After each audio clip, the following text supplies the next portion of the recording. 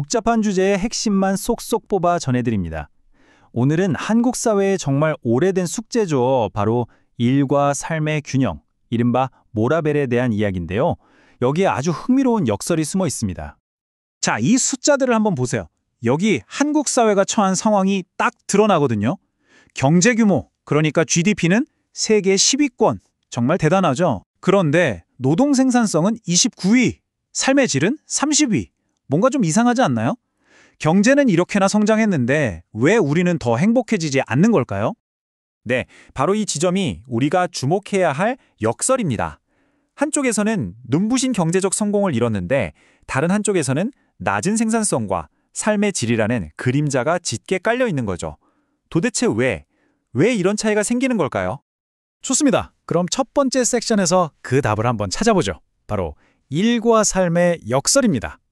과거부터 이어져온 그 열심히 일하는 문화와 요즘 모두가 외치는 워라밸이라는 새로운 가치가 어떻게 부딪히고 있는지 한번 들여다보겠습니다. 정말 놀라운 변화가 시작됐어요. 2021년 사회조사에서 역사상 처음으로 나타난 결과입니다.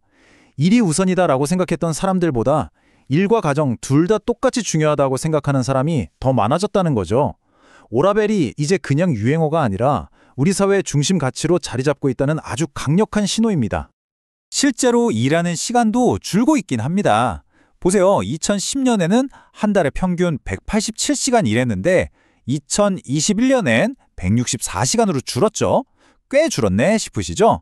근데요, 이게 놀랍게도 여전히 OECD 34개 나라 중에서 세 번째로 일을 많이 하는 거랍니다. 아직도 갈 길이 멀다는 뜻이죠.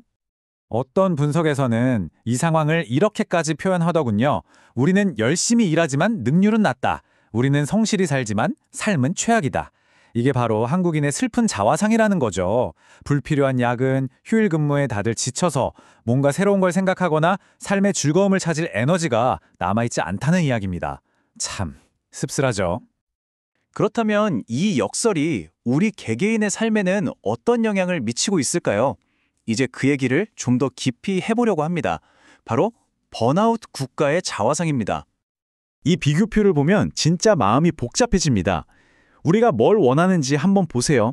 인생 목표 1위는 화목한 가정, 최고의 직장은 스트레스 적은 곳이에요. 그런데 우리가 마주한 현실은 어떻죠? OECD 행복지수는 바닥이고 맨날 극심한 스트레스에 시달리잖아요. 평화로운 삶을 꿈꾸지만 현실은 그야말로 전쟁터 같은 거죠.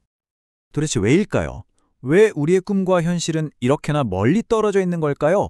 이 질문에 답하려면요, 우리가 당연하게 생각했던 것들의 의미부터 다시 생각해 볼 필요가 있습니다. 자, 지금부터는 조금 철학적인 이야기가 될 수도 있겠네요. 바로 우리 존재를 떠받치는 세 개의 기둥, 일, 가정, 그리고 삶에 대한 이야기입니다. 이 각각의 의미를 제대로 알아야 진짜 해결책도 보일 테니까요. 먼저 일에 대해서 생각해 볼까요? 일은 그냥 돈 버는 수단, 그 이상입니다. 일을 통해 우리는 세상과 연결되고 또 내가 이런 사람이구나 하는 가치와 정체성을 확인하게 되죠. 우리의 존엄성과도 직결되는 문제고요. 그렇다면 가정은 어떤 의미일까요? 여기서는 운명을 함께하는 공동체라고 표현하네요. 우리가 사회에서 필요한 의무를 배우는 첫 번째 학교이기도 하고요. 그리고 가장 중요한 건 내가 어떤 실수를 하고 실패를 해도 언제나 나를 받아주는 따뜻한 사랑의 원천이라는 거죠. 그리고 마지막, 삶입니다. 삶이란 대체 뭘까요? 이 질문에 답하기 위해 철학자 마르틴 하이데거의 이야기를 잠깐 빌려오겠습니다. 하이데거는 우리의 존재가 과거, 현재, 미래 이 세 가지가 뒤섞여 있다고 봤어요. 그러니까 삶은 그냥 지금 이 순간만이 아니라는 거죠. 하이데거는 이런 말을 했습니다. 우리는 항상 무언가에 빠져 있다. 여기서 빠져 있다는 건 특히 일상에 빠져 있다는 뜻인데요. 이게 그냥 바쁘게 산다는 말이 아니에요. 뭐랄까 깊은 생각 없이 남들이 하니까 따라하고 세상의 시선에 맞춰서 그냥 하루하루를 살아가는 그런 상태를 말하는 겁니다.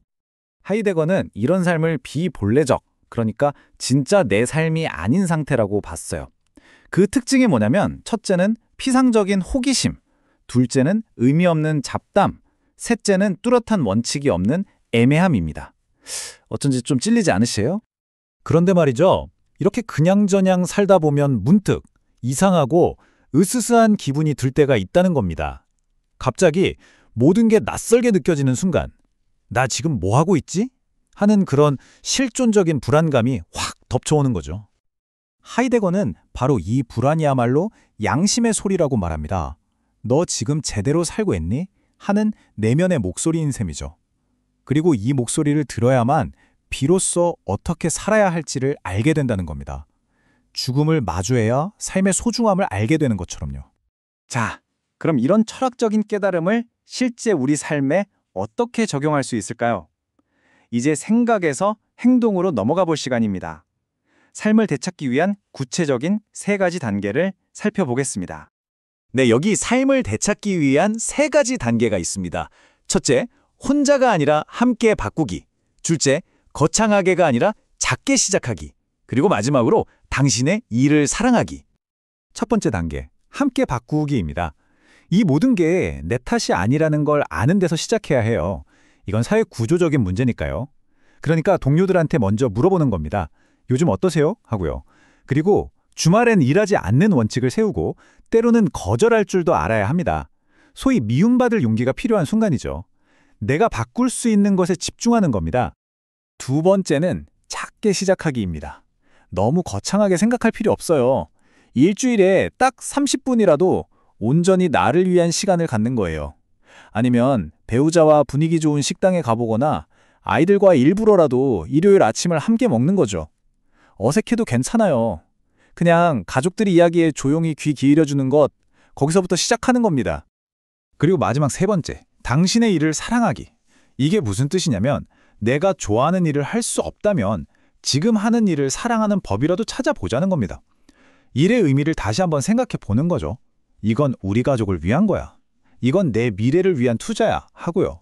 정말 힘들면 나는 지금 복역 중이다 라고 생각하는 것도 방법이래요. 중요한 건 일이 끝나고 난 뒤에 휴식과 보상을 온전히 죄책감 없이 즐기는 겁니다. 결국 이 모든 이야기는 단 하나의 질문으로 돌아옵니다.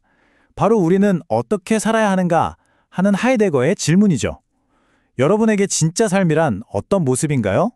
오늘 이 이야기가 그 답을 찾아가는 작은 실마리가 되었으면 좋겠습니다. 그 해답은 결국 여러분 자신 안에 있으니까요.